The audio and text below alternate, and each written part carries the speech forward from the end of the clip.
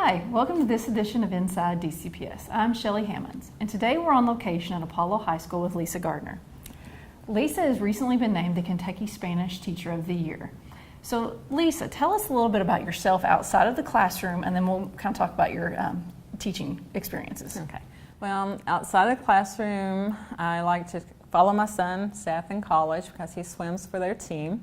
So when possible, I like to go to his meets.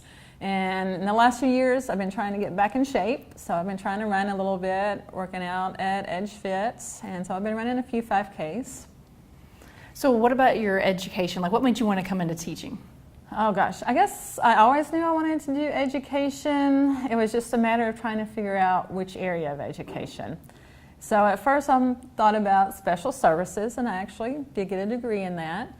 But then I was like, I need another area. And while I like social studies, at the time I had to be realistic on where will I best fit in getting a job. And so my second area that I decided on was Spanish. And once I started going with Spanish, I decided, you know, I actually really like this even more. Kind of developed a love for it once I got to that level where I could actually start using my Spanish out in the real world. So how long have you been a Spanish teacher? Oh gosh, this is year 26. Wow.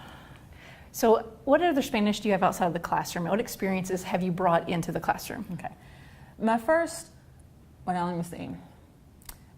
experience on the job with Spanish actually occurred at Mammoth Cave National Park. I was a tour guide there, even while I was in college. And so the year that they put Spanish interpreter on my name tag, was like, wow, this is real. And so I made sure that I could give a tour in Spanish at a moment's notice if needed. And I did translate for some people on tours. And then after that, after I graduated college, I started getting some opportunities to use it more in the community and with travel. So probably around 2000, I studied abroad in Guanajuato, Mexico for 2 weeks. And it was intensive study, have class for about 3 hours in the morning, go home for lunch and our siesta, and then go back to class in the afternoons, and then work on projects as part of the grant to develop lessons for the classroom coming back. Wow. Since that time, I've also started developing student trips abroad. My very first trip was to Spain and Morocco. So that was an experience. Spain, I kind of knew what to expect.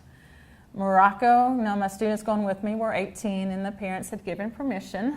So we went to Morocco, and an eye-opener for my students because on the trip that they trip in, we had our guide, a local guide, and 3 plainclothes people for security as we walked through the market area.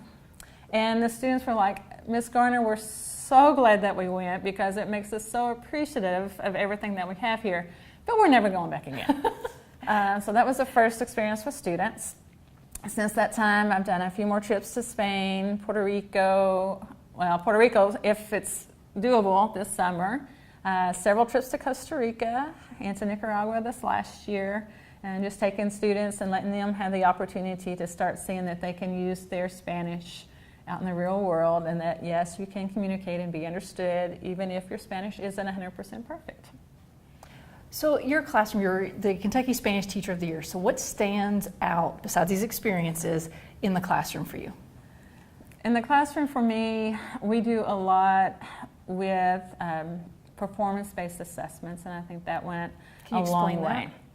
Performance-based is basically where I combine it with real world and performance-based. So we try to, for example, you see the poster here behind me, which was basically I recreated it off a picture from an airport online. And so here in about a week, the students, we will transform the classroom into an airport, so to speak. And at the first station will be the check-in to the airport, and they have to check in their luggage in Spanish. They have to answer all of the questions that the people working there would ask them normally. Do you have anything sharp, anything dangerous? Have you left your luggage with anyone? All of this in Spanish. And they have to navigate it. And then they have to go through security, and they have to be able to respond appropriately to the prompts of, take the things out of your pockets, electronics on top, liquids on top, all follow the process of the airport, including filling out the customs form at the end. So it's more like a real-world application of what they need their Spanish for. Yes, exactly. I want my students to be able to walk out of the classroom and be able to use it in the situations that they come into contact with. So whether it's at Walmart or whether it's at another grocery store, yes. Mm-hmm. Part of being, an educator is seeing our students grow on. So what is a big, an accomplishment you've had of a student that's carried their Spanish on? There's actually several where they have, and sometimes doesn't always end up being Spanish. Sometimes they have chosen to add another language to it. I've had students who have, one girl worked in Turkey for several years, and she wrote me, thanking me for putting the love of language learning and the cultures in there. She's like, I don't use it as much as, other languages now, but it's what got me started. And then I also have several that are going into education themselves to become Spanish teachers.